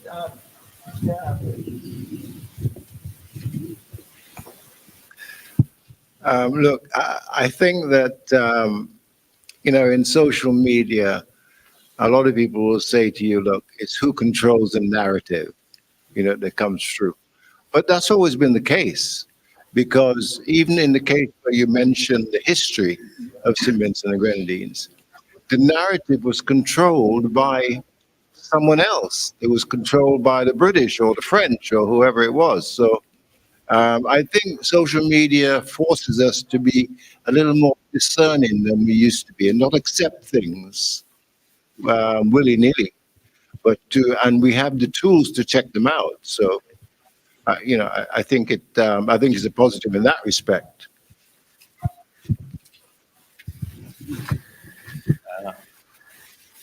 Permit me to say,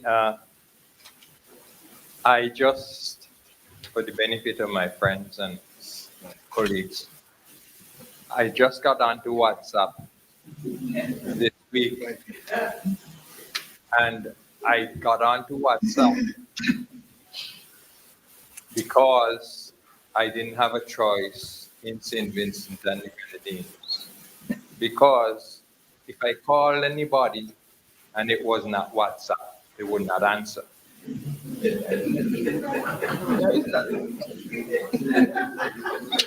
Now, ladies and gentlemen, I'm very paranoid about WhatsApp. And most of my friends tell me it's free. Ladies and gentlemen, I've been saying, who is paying for it? It's free. Do you think somebody's going to give us that for free?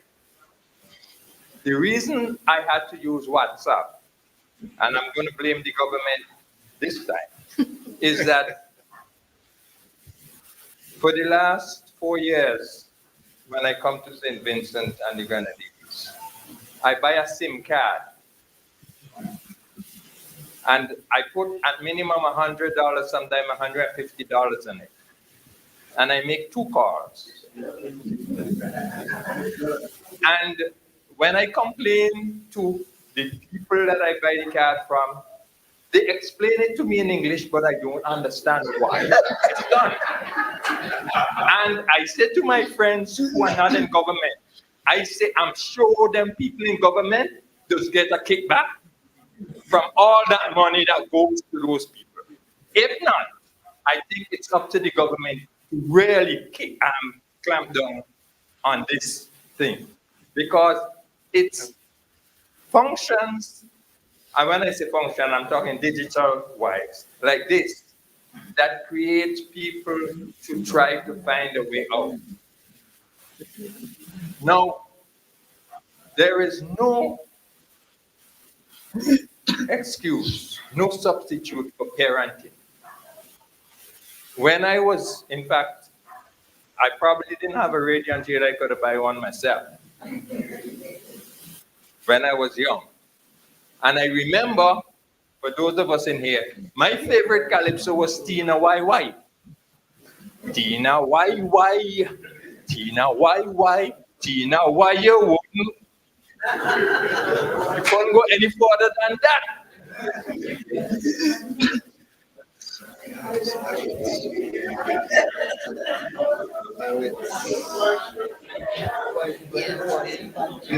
Okay? Okay? Now,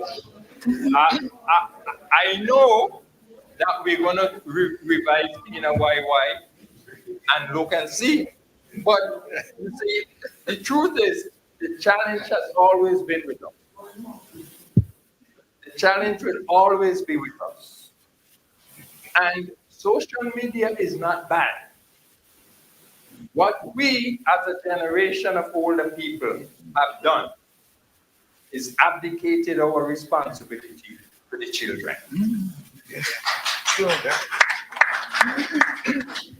We've given them cell phones. Not that cell phones are not necessary. Because when I was less than 10 years old, I used to go mountain with a cutlass, but I never chop anybody up with it. Okay? So let us not blame media. Media is good, but we have to use it and think about who's benefiting from it. One last thing, I know I am stealing the platform. When I'm here on vacation and I turn the TV on, which I really don't like to pay for because all I'm getting is American from Miami. There's so much local TV here and I can't get a local program. I watch and I watch what I watch, the time before I watched the last one. I'm giving a challenge to the media. Please put something on. I am told that it's private. In fact, our organization, the St. Vincent Grenadines Ex-Teachers Association, we learn something. We're here to teach, to learn, and to help. We learn something. We learn that if we want to have a function, we have to pay the media to attend, to report on it.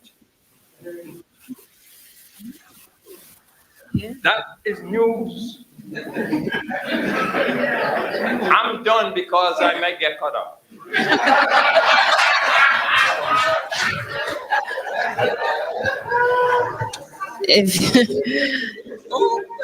If you permit me to respond to at least the last point that you made, put something on. If you tell a private entity what you think is best, he or she will say, is that going to bring in the money at the end of the day? While we know it's responsible to share certain stories and ideas and media and programs because it is beneficial, a businessman who's only looking at the dollar signs at the bottom dollar, he is not going to care until that becomes popular. So how do we make that popular? And it's sad that you have to go through that route. Unless somebody wants to invest the money, the businessman is not really going to care about it. And that's the reality.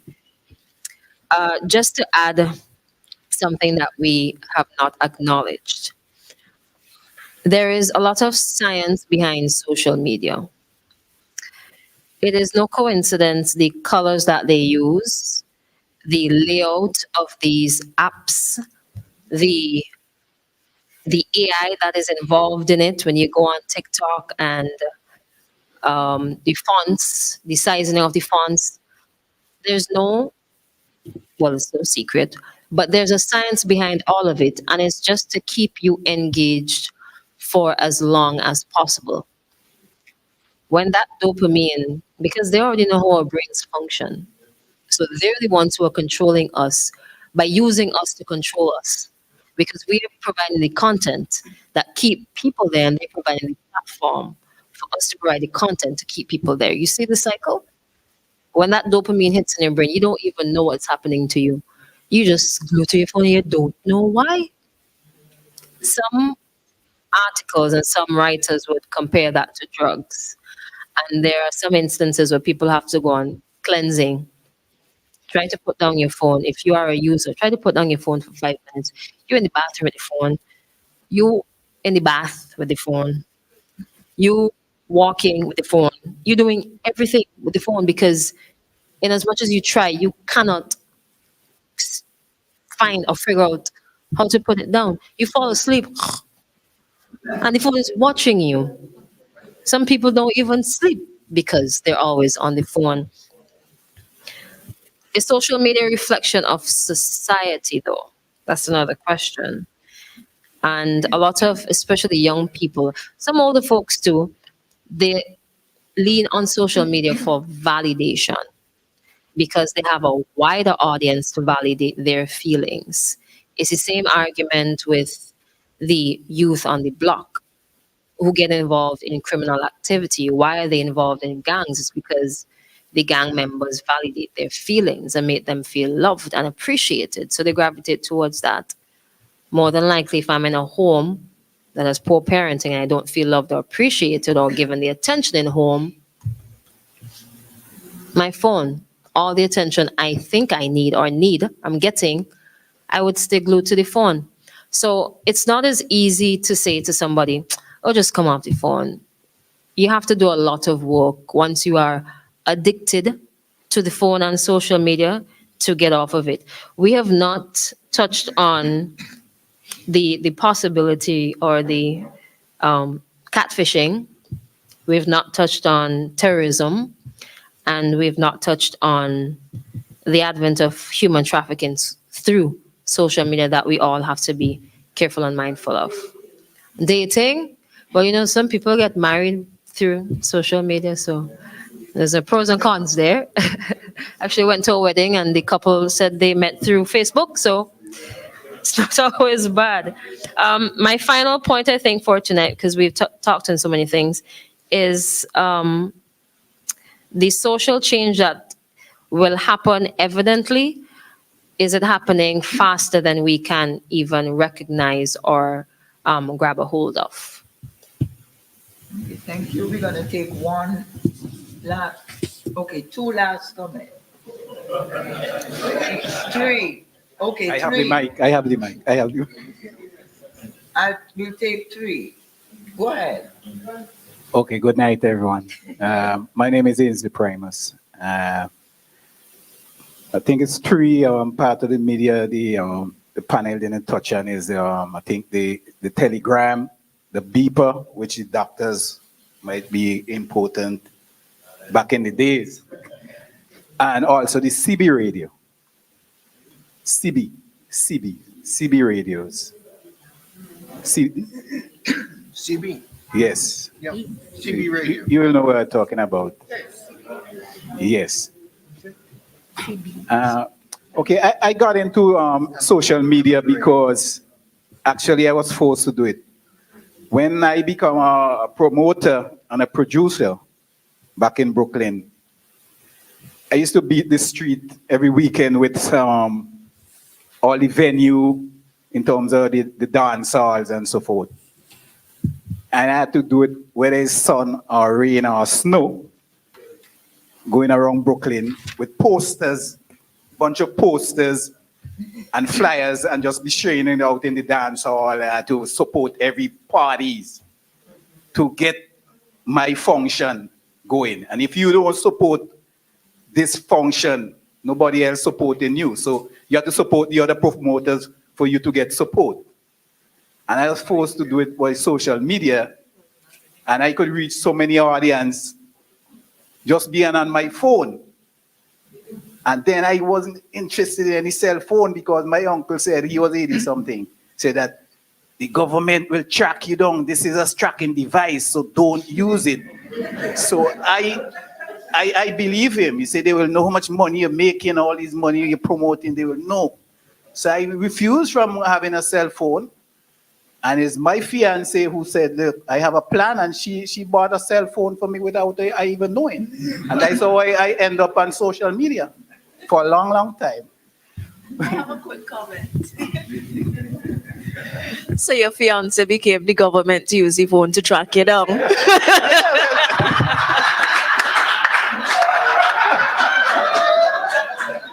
You're quite right. It's true.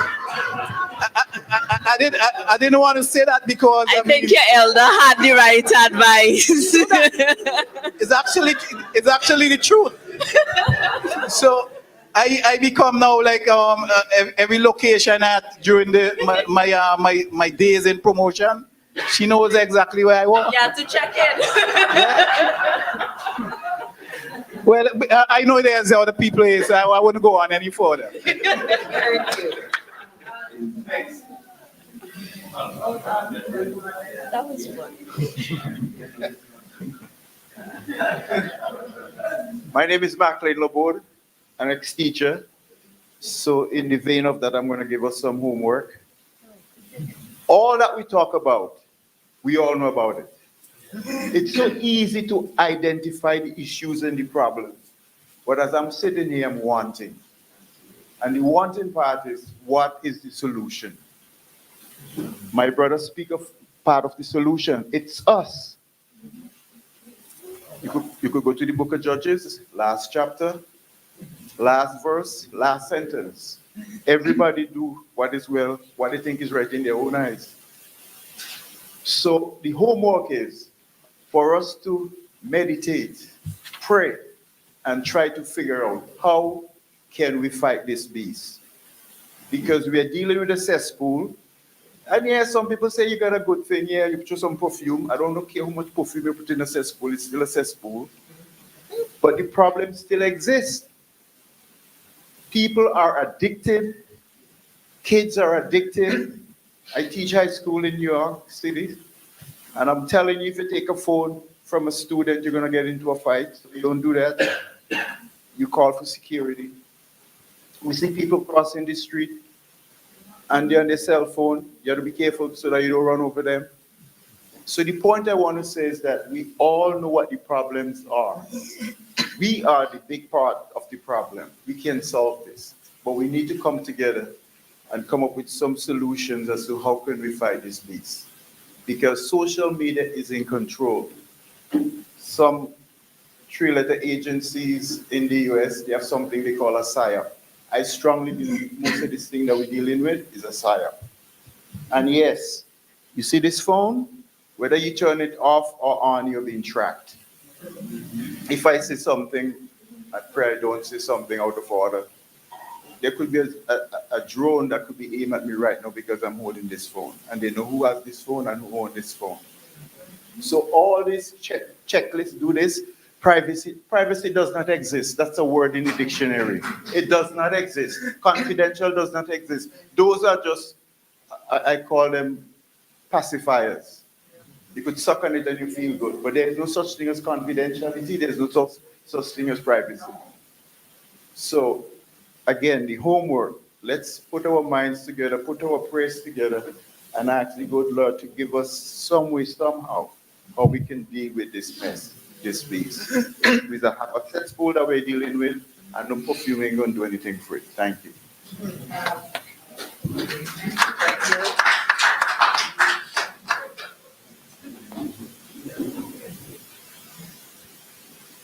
Good night. My name is Al Phillips. Hearty thank you to the panelists and the moderator, Miss Moderator. You've done such a wonderful job. Thank you. I think you have a new one now. Now, I've heard so much tonight. A lot of food for thought. A lot of great meaning. It's a tough world here. I think we all would agree from then to now, we are a progressive people. We have made great strides. But I cannot agree with us giving up that old form from which we came and now putting it on social media. I think we have lost it.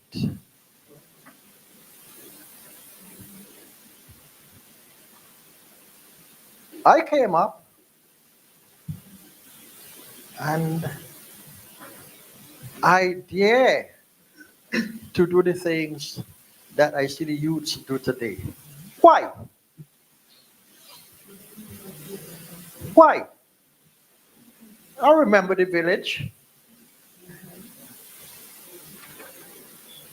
I remember the village. Where is the village? But you know, in St. Vincent, and probably throughout the Caribbean, we want to patronize America, Canada, and you name it. But you know, we look at things one way in order to be like them. And when we are not like them, we blame who we feel should take the blame. Government, you hardly blame yourself. I think these are areas that we really need to look at because changes will come, but we need to control the changes that come in our way. We need to act responsibly at all times. We need to look at what we would adopt and what we should leave alone. So when we gathered to go by the neighbor to hear the news because you had general knowledge coming in the classroom on Friday, we were better off. So then we look at our phones and we don't even look at anything that has to do with general knowledge. We look at something that doesn't help us in any way, except to get us in some form of trouble. And I'm not saying 100%, but the difference doesn't really count. So for me, social media is good in terms of the communication it provides.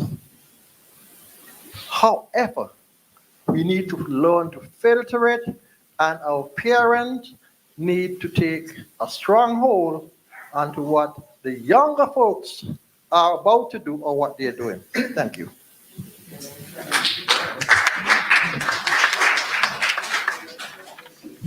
Thank you very much for your contribution.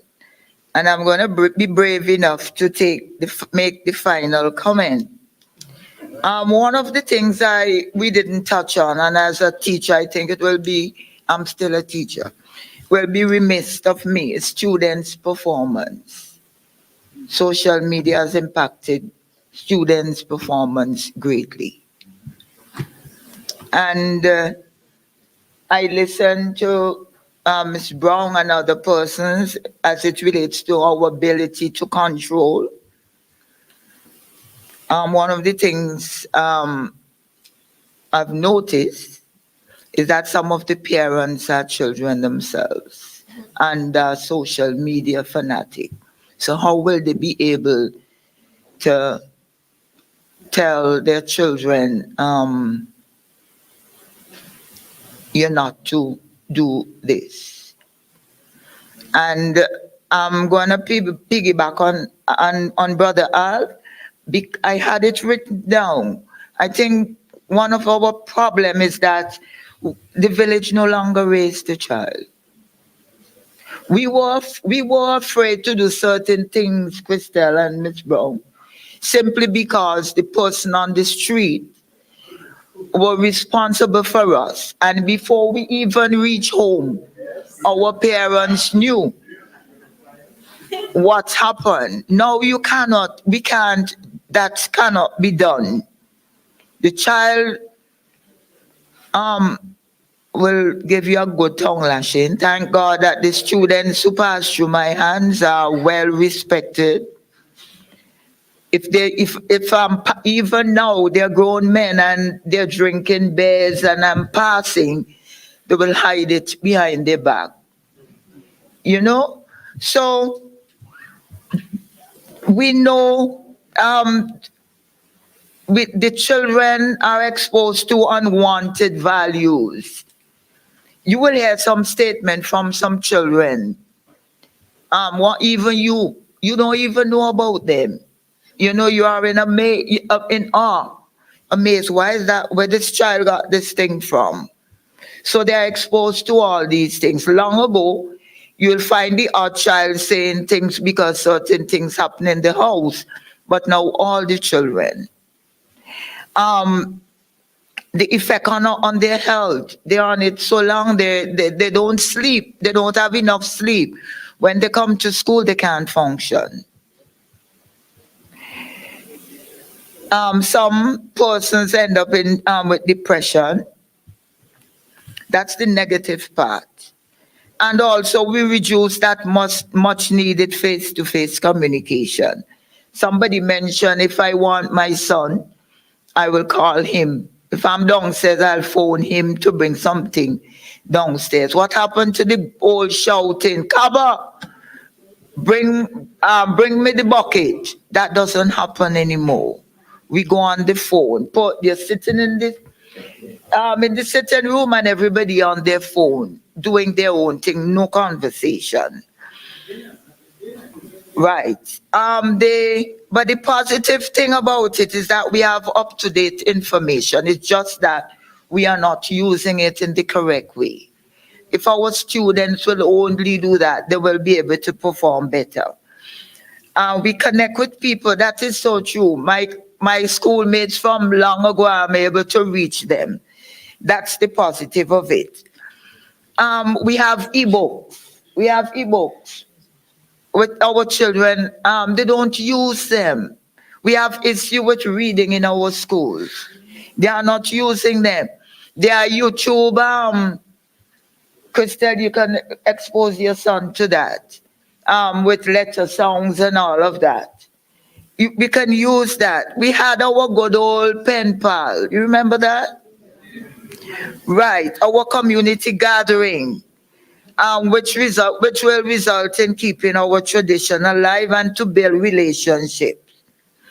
So, as Mr. Laborde says, that we have to try to find the solution to the problem. I got the solution. I just figured it out. What we do is we kill the internet for about 2 months. All right.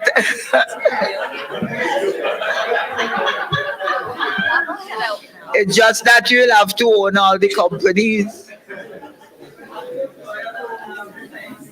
Yes, so as I'm saying, those of us who are from the old school and still have that level of influence, and once the children are willing to listen to us, let us speak to them. Let us try to model proper behaviors, tell them the benefits of doing these things. So it can start with each of us. I try to do that with every child that passes my way. The importance of reading, and all of that. So we will have to try. Because we're going to live with this thing, social media, and I guess it's going to get worse. And Sister Rose, try to learn it here because these children going to wrap you around. No, I am not 100%, but I can do what I have to because no grandchild ain't going to fool me. None. And even if you don't know, sometimes you best pretend that you know. Okay? So, and I was told that you can tingle with the phone, They say once you go into a particular program, you must come out. And in the process, you will learn something. I'm not the one to say thanks. I'm not the one to say thanks, but I just want to thank the panelists for their presentation. And you, the audience, for making my job so easy. I really appreciate you.